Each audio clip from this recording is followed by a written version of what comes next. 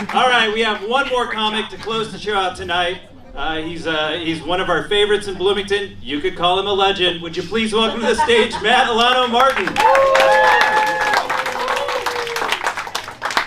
I mean, he's right. Technically, you could call me a legend because you have free will. So if you want to, you could do that. Hey, give it up for everybody that performed tonight. This was such a good show from top to bottom. It was very good, and I don't know how you guys made it pick. I think they all did really good jobs. We'll just do a couple more jokes because we already know the main event is over, and we'll get you out of here. Make sure you get your money's worth. I celebrated something pretty crazy last year. I turned 50 years old last year. I hit 50. Thank you. Thank you, a few of you. Thank you. The rest of you were like, gross, weird. Why would you do that? I would never. You know?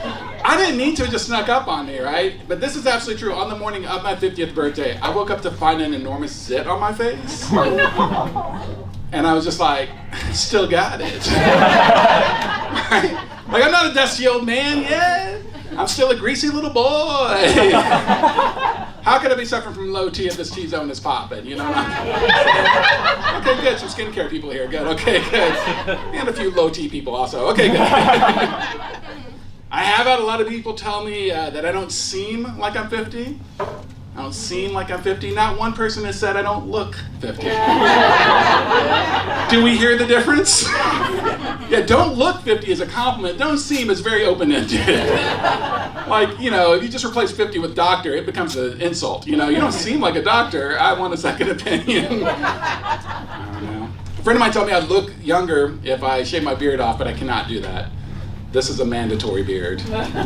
Because what I'm hiding underneath it is a weak chin, which is immediately followed by a pretty strong second chin. Yeah. People on the side might be able to still see it a little bit, yeah. It's like my second chin looked at my first chin and was like, don't even worry, bro, I got you. We giggle together, we jiggle together.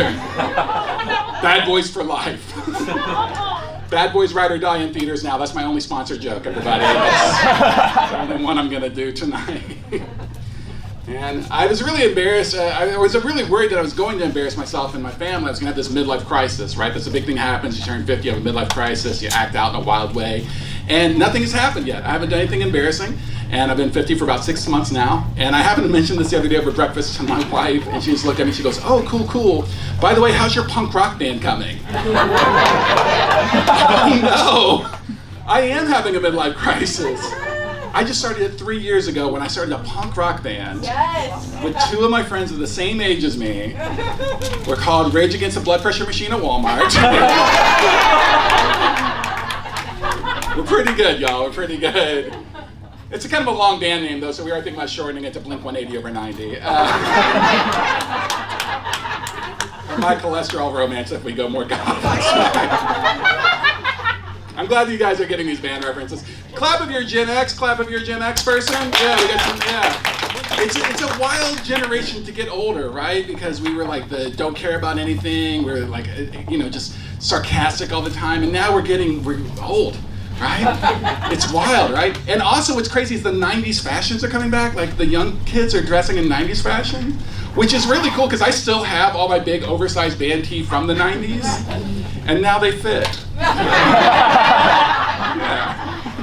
I can't do the ripped jeans. Ripped jeans are coming back too, and I cannot do that because then you will see my knee-high orthopedic socks. So nobody wants to see that.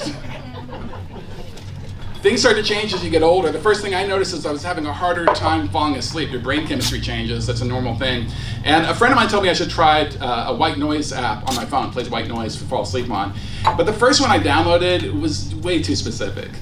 It was all these things like rain falling on the cobblestone streets of Paris, the wind blowing through the Brazilian rainforest trees, waves crashing on the beaches of Hawaii.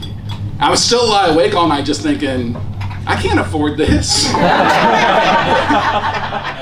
I'm supposed to max out a credit card every time I try to get some sleep. This is absolutely true. The second one I downloaded, and I still use every single night and have since for about the last couple of years, is 4 different types of box fans. And the one that I use is clearly the jankiest one. It's got a little rattle to it, you know. You can just tell by listening it's missing the speed knob, you know. I grew up in a mobile home with no air conditioning, okay? That's like going back to the womb for me. It's good. And I got to go to the doctor a lot more as we get older. That's a big thing. Last year at my annual physical, my doctor told me I should try to lose 30 pounds. This year, she said I should try to lose 15 pounds. Fun fact, I weigh the exact same. Yeah, I'm not getting any better. She's just slowly giving up on me. Like next year, she'd be like, you're fine, whatever, get out of here, player, you're good. My medical diagnosis, more cushion for the pushing, all right? All bodies are beautiful, you know. I have gained a lot of weight in the last couple of years because I've been in therapy. Yeah, therapy made me gain weight.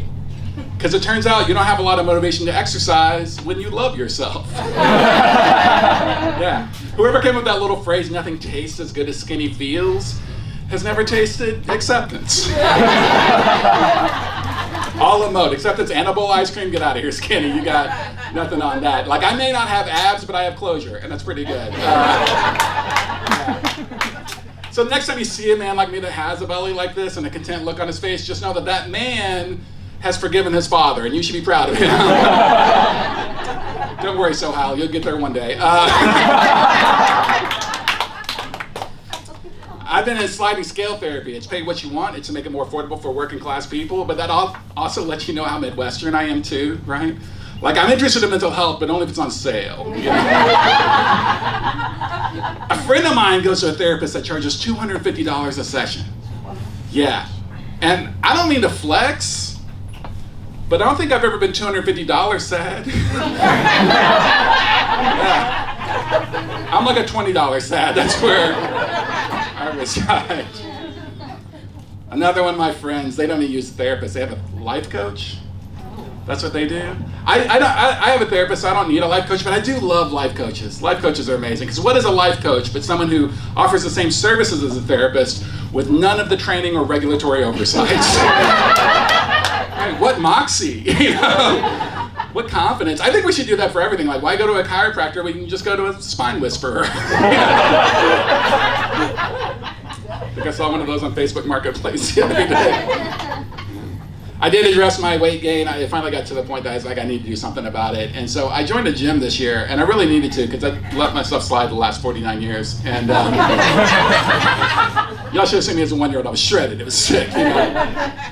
And my first day at the gym, though, I was so out of shape I could not do a single pull-up, not even one. I mean, that one, fellas, where we cheat and we hop first, I couldn't even do that one. And I heard my little male ego, so I talked about that night on stage, and I just asked the audience, I said, is there anyone here willing to admit they also could not do a single pull-up?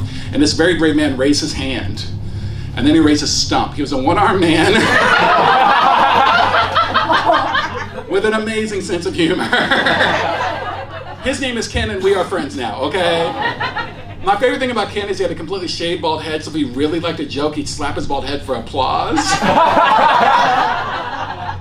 Comedy addict. Have you ever heard of anything so beautiful in your life? Come on now. People think I made up Ken for this joke. He's a real dude. I really did meet him that night. We really are friends. And Ken's story is he had a rare form of cancer that was eating his body.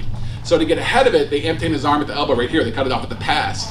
And he's got such heart and such spirit that after the surgery, he went out and had a bunch of novelty t-shirts made. The one he's wearing the night I met him was a white t-shirt with a red blood spray right here. And then just real small letters that just said, I'm fine. He's my hero.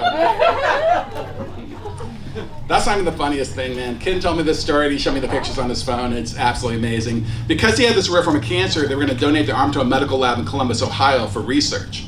So a week before the amputation, he went to a tattoo parlor, and he had him tattoo. If found, please call. And then his number. He showed me that. I was like, that's the funniest thing I've ever seen in my life. He goes, I know, and none of these nerds have called me yet. I don't know. What else I should have done? Maybe an email address? I don't know. You guys are a cool audience. Thanks for coming out and supporting live comedy. I'll tell you a couple more things and we'll get you out of here. Another thing I celebrated last year, not only did I turn 50 last year, I also hit 20 years of marriage last year. I've been married for 20 years now. Thank you very much. That is spread over 2 marriages, though, so not quite as impressive. Okay, big fan of second marriages there. Okay, that's weird. Yeah. I still think I should be able to count it though. I think that math works, right? Because being a married man is a very specific job. And if you worked at a company for 20 years, and 8 years in your boss quit and you got a new boss,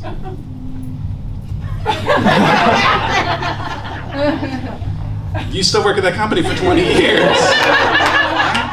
Sure, their management styles might be a little different, okay? You're probably gonna have to move offices, that happens. But you still work there and that's important. If anyone here tonight's still on their first boss, just as a warning though, you do lose half your 401k. That does occur. And also, if anyone here is in their 20s, people in America used to work at a place for 20 years. It was crazy. We used to have this thing called the middle class. It was wild. I'm sorry y'all missed it.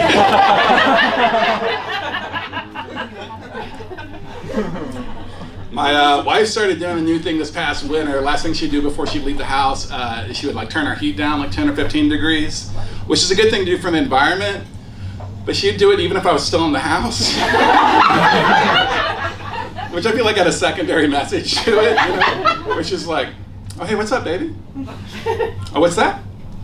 You don't want to wear 2 sweaters inside today? Maybe get more successful at comedy.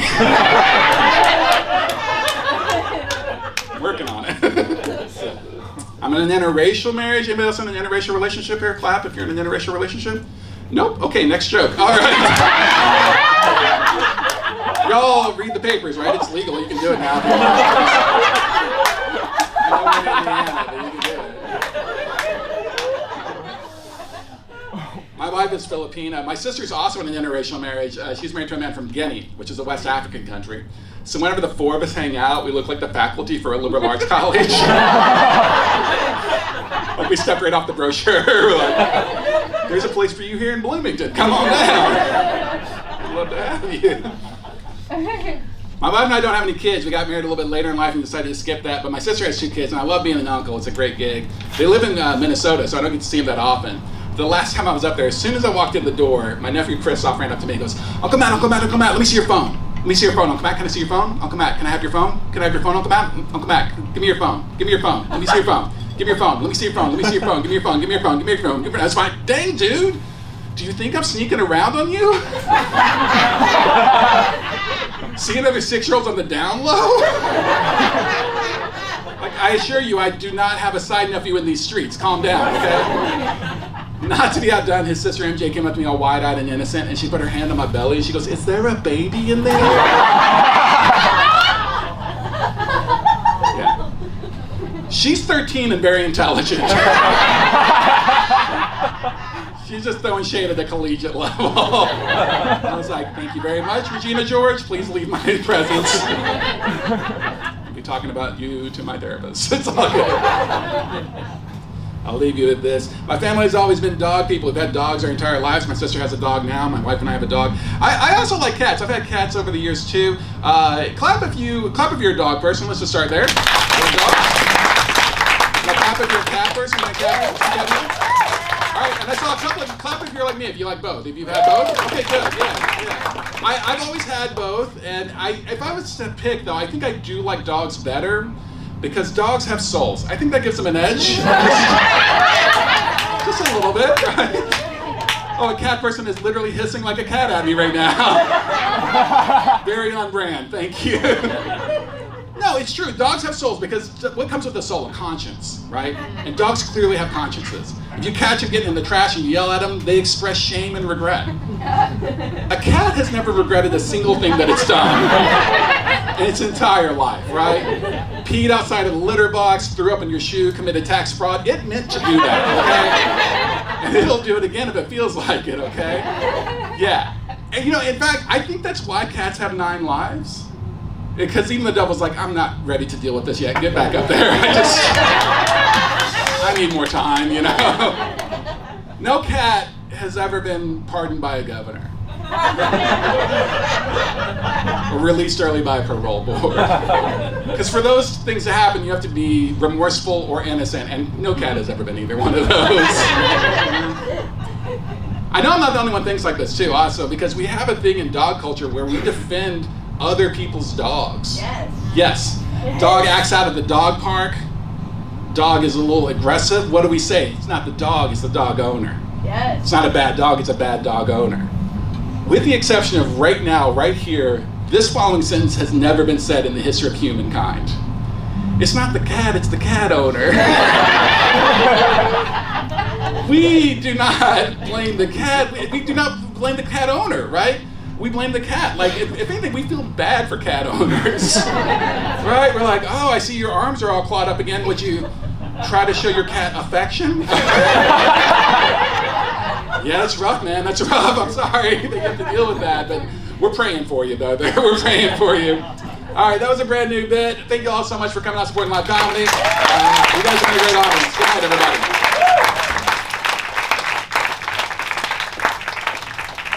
Alano-Martin.